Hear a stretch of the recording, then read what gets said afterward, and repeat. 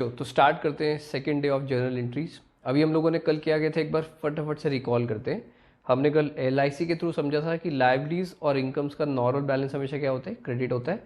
इसका उल्टा एसेट्स और expense are always debited. Assets अगर डिक्रीज होंगे तो क्रेडिट साइड पर आते हैं, और अगर लाइबिलिटीज डिक्रीज होती हैं तो वो डेबिट हो जाती है। फाइन, इतनी बातें याद है आप लोगों को। इसके बाद हमने कल कुछ बेसिक जर्नल एंट्रीज करी थी, एक बार रिकॉल करते हैं। अच्छा, पहले वो शॉर्टकट्स मुझे रिकॉल कराओगे जिससे आपके लिए बहुत इजी है जर्नल एंट्रीज डिज़ाइन करना। कोई भी कैश की ट्रांजेक्शन है और अगर कैश इनफ्लो होता है, आपके पास पैसा आता है, तो cash account debit to reason account. Fine, examples discuss करते हैं दोबारा से। फॉर एग्जाम्पल, हमने बिजनेस स्टार्ट किया कैश से, तो बिजनेस के पास पैसा आया तो कैश अकाउंट डेबिट। रीज़न क्या है, टू कैपिटल अकाउंट, क्योंकि जो पैसा बिजनेस में फर्स्ट टाइम इन्वेस्ट करते हो दैट इज कॉल्ड कैपिटल। इसके बाद रेंट रिसीव होना तो cash account debit to rent account. Commission receive होना, cash account debit to commission account. Goods sold for cash, cash account debit to sales account. याद है, goods को बेचने पर सेल्स वर्ड यूज़ करते हैं। फर्नीचर बेचा, पैसे आए, cash account debit to furniture account. आपने मशीन को सेल किया, cash account debit to machinery account. आपको मिस्टर ए ने पैसे दिए, cash account debit to mister A. आपको सुरेश ने पैसे दिए, cash account debit to Suresh. Fine, बहुत सिंपल है। कैश अगर आ रहा है तो कैश को डेबिट कर दो, नीचे उसका रीज़न लिख दो कि पैसे क्यों आ रहे हैं। अब अकाउंटिंग इक्वेशंस में हम लोग क्या करते हैं कि हम लोग कैपिटल को इंक्रीज करते हैं जब आपको इनकम होती है। तो यहाँ पर cash account debit to capital बार बार मत लिखना, यहाँ पर इनकम का नेम लिखना। अगर आपको कमीशन मिली है तो you have to write down cash account debit to commission account, not capital. Cash to capital सिर्फ तब होता है जब हम बिजनेस पे पैसा इन्वेस्ट करते हैं। उसके बाद कोई भी एक्सपेंस होगा तो एक्सपेंस डेबिट होगा, नीचे टू कैश आएगा। और अगर कोई भी इनकम होगी तो कैश ऊपर आएगा, नीचे इनकम आती है। क्या मेरी बात क्लियर है आपको? इसके अलावा सेकंड क्या था इसका पार्ट, अगर कैश आउटफ्लो होगा तो वो एंट्री क्या बनती है, कैश अगर आउटफ्लो होगा तो कैश ऐसे डिक्रीज हो जाएगा तो वो नीचे आ जाएगा क्रेडिट साइड पर, ऊपर उसका रीज़न आ जाएगा। और क्या क्या वो रीजन हो सकते हैं, हो सकता है आप गुड्स परचेज करो कैश पर, तो entry would be purchases account debit to cash account. आपने रेंट पे किया, rent account debit to cash account. आपने सैलरीज पे करी, salaries account debit to cash account.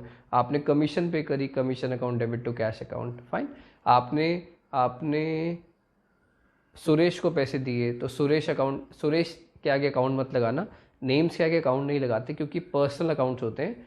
I will tell you in the upcoming lectures कि ऐसा क्यों करते हैं। अभी याद रखना, नेम के साथ अकाउंट वर्ड नहीं लिखना। अगर आपने लिखना तो ऐसे लिख सकते हो, सुरेश अकाउंट। फाइन, एस लगाकर अकाउंट लिख सकते हो, और वैसे आप इग्नोर कर सकते हो। इसके बाद अगर आपने मिस्टर बी को पैसे दिए तो मिस्टर बी टू कैश, बहुत सिंपल हो जाएगा। इसके बाद परचेज ऑफ गुड्स जब हम करते हैं तो परचेजेज ऑफ गुड्स, परचेज हमेशा एक्सपेंस होता है, एक्सपेंस आर ऑलवेज डेबिटेड। अगर आपने पेमेंट करी है तो नीचे टू कैश आ जाएगा, अगर आपने पेमेंट नहीं करी तो नीचे क्रेडिटर्स का नेम्स आ जाएगा। फाइन, आपने किससे परचेज किया उसका नेम आ जाएगा। इसके बाद गुड्स सेल करते हैं, sale of goods is an income, incomes are always credited, credit side पर आती है इनकम्स। अब अगर पैसे आपको मिल गए, अगर आपने सेल्स करी है कैश पर तो cash account debit to sales, otherwise debtors debit to sales. Fine, otherwise हम लोग वो नेम लिख देते हैं जिसको हमने सेल्स करी है। आज की क्लास स्टार्ट करते हैं। एग्जाम्पल नंबर 1 आपके सामने है। आप लोग क्या करना, पहले इस एग्जाम्पल को नोट डाउन कर लेना, फिर मैं आपके साथ इसके आंसर्स डिस्कस करूंगा। फाइन, पहले आप वीडियो को पॉज कर ये टोटल 8 पॉइंट्स हैं, आप लोग पहले नोट डाउन कर लो। वीडियो को पॉज कर पहले 8 पॉइंट्स नोट डाउन कर लो अपनी कॉपी में, उसके बाद वीडियो प्ले करो। फाइन, तो चलो अब आप लोगों ने क्वेश्चन नोट कर लिया है, मैं आंसर्स टेली कराता हूँ। लगभग ये सारी ट्रांजेक्शन्स में से कल वाली हैं जो हमने कल पढ़ी थी। एक बार स्टिल रिवाइज करते हैं। Business started with cash, cash increase होगा फर्म के पास तो कैश अकाउंट डेबिट होगा। और क्या रीज़न है, कैपिटल इंक्रीज हुई, कैपिटल इंक्रीज होती है तो लायबिलिटी इंक्रीज होती है बिजनेस की, तो टू कैपिटल अकाउंट। फाइन, तो entry would be cash account debit to capital account. इसके बाद सेकंड था परचेज गुड्स फॉर कैश। जब आप गुड्स खरीदते हो कैश पर, अब आप क्वेश्चन खोल के बैठना, मैं आपके सामने आंसर डिस्प्ले करता हूँ। परचेज गुड्स फॉर कैश, जब भी आप गुड्स कैश पर खरीदते हो तो परचेजेस अकाउंट डेबिट होगा और नीचे क्या आ जाएगा, टू कैश अकाउंट। उसका लॉजिक अच्छे समझो, शॉर्टकट आपको पता है कि कैश जा रहा है तो नीचे कैश, ऊपर नेम आ जाएगा। अब पूरा लॉजिक समझाता हूँ। परचेज जब भी आप करते हो तो purchase in expense, expense are always debited, तो इसलिए परचेजेस हमेशा डेबिट होता है क्योंकि वो एक्सपेंस होता है। अगर आपने पैसे दिए तो आप नीचे टू कैश लिखते हो क्योंकि आपका कैश वाला एसेट डिक्रीज हो गया। फाइन, थर्ड था purchase goods for cash from Mohit. यहाँ पर मैंने आपको एक इंपॉर्टेंट बात समझानी है, ध्यान से देखो। जब भी आपको कैश भी गिवन हो और नेम भी गिवन हो तो हमेशा कैश प्रिवेल करता है। दैट मीन्स ये डीलिंग कैश में हो रही है, तो अब नाम इररिलेवेंट है कि हमने किससे गुड्स खरीदे हैं। देखो आप जितनी भी डीलिंग्स कैश में कर कर आते हो बाहर, तो क्या आप उनके नेम्स रिकॉर्ड करते हो? फॉर एग्जांपल आप दिल्ली घूम रहे हो, आपने किसी से आइसक्रीम ली, किसी से कुछ और लिया, किसी से फ़ोन लिया, कैश सबको पेमेंट करी, कपड़े खरीदे, कैश पेमेंट कर कर आए, क्या आप उनका नाम रिकॉर्ड करते हो जिनसे आपने जिनसे आपसे परचेजिंग करी है? नहीं। उसका रीज़न क्या है? आप कैश पे कर रहे हो ना, तो name is irrelevant in that case. Name कभी इंपॉर्टेंट है, जब आपने पैसे नहीं दिए, वो आपकी क्रेडिटर्स बन गए, फाइन, तब वो नेम रिकॉर्ड करते हैं। तो यहाँ पर था purchase goods for cash from Mohit. याद रखना इस केस में आपको purchases account debit to cash ही लिखना है, यहाँ पर मोहित विल बी इररिलेवेंट। इसके बाद परचेज गुड्स फ्रॉम मोहित, देखो यहाँ पर है परचेज गुड्स फ्रॉम मोहित। अब क्लियर नहीं है कि कैश ट्रांजेक्शन है क्रेडिट ट्रांजेक्शन है, तो अकाउंट्स बोलती है कि आपको ये फॉलो करना है कि ये क्रेडिट ट्रांजेक्शन है। जब भी आपको कैश वर्ड गिवन नहीं होगा और क्रेडिटर का नेम गिवन है, तो अब वहाँ पर क्या आएगा? टू मोहन। तो entry would be purchases account debit to Mohan account. ये मैंने आपसे सारे केसेस डिस्कस कर लिए परचेज ऑफ गुड्स के, इसके अलावा और कोई केस आपको डिस्टर्ब नहीं कर सकता। ये वो सारी चीज़ें जो आप लोगों ने मेरे से डाउट्स पूछे हैं कल व्हाट्सएप कर मुझे पर्सनली, तो ये सारे डाउट्स मैंने एक एग्जाम्पल की फॉर्म में ड्राफ्ट कर दिए ताकि आपको आपकी सब बातों के आंसर्स मिल पाए। इसके बाद है परचेज गुड्स। देखो यहाँ पर सिर्फ परचेज गुड्स है, क्या यहाँ पर नेम गिवन है आपको? नहीं। तो यहाँ पर भी हम क्या मान के चलेंगे कि परचेज गुड्स करे हमने कैश पर। याद रखना जब सिर्फ आपको purchase goods from mister A given हो, then you have to treat it as a credit transaction, otherwise in all the other cases you have to treat it as a cash transaction. तो अगर आपको सिर्फ purchase goods word given है, cash word given नहीं है, ना name given है, तो अगेन आप इसको कैश पर रिज्यूम करोगे, purchases account debit to cash account. Fine, ये प्रिजम्पशंस है बच्चों, ये बुक वाले फॉलो करते तो हम लोगों को भी वही फॉलो करनी पड़ेगी। इसके बाद पेड रेंट, जब आप रेंट पे करते हो तो rent being an expense it will be debited और नीचे क्या आ जाएगा? To cash account. तो entry would be rent account debit to cash account.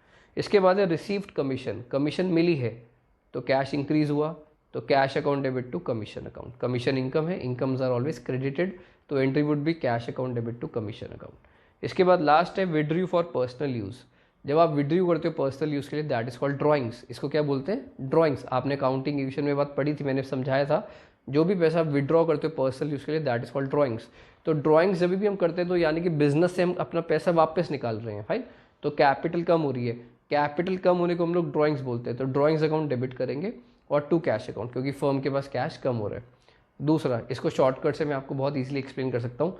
Business का कैश गया तो वो नीचे आ गया, ऊपर उसका रीज़न आ गया क्योंकि आपने वो प्राइवेट यूज़ के लिए विड्रॉ करे थे, घर के लिए यूज़ करे थे, तो देयरफॉर ड्राइंग्स इज डेबिटेड। तो entry would be drawings account debit to cash account.